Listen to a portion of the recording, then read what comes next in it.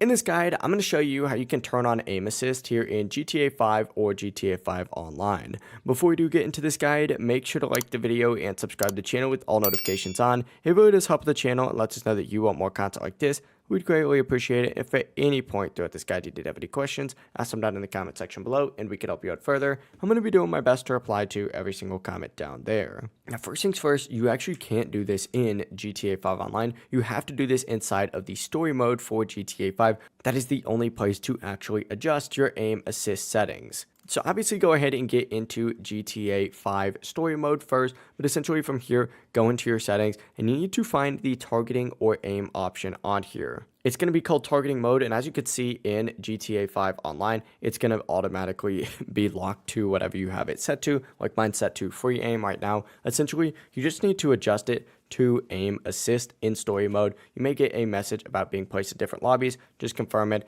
Just as soon as it's on, you'll see aim assist set to full for the strongest lock-in, and then of course you can get loaded into GTA 5 Online again, and it's going to work immediately. For even better tracking though, look down on this exact same section until you see the third person and first person aim / look dead zone, and just adjust these all the way down to 0 because that'll allow you to snap onto targets a lot easier.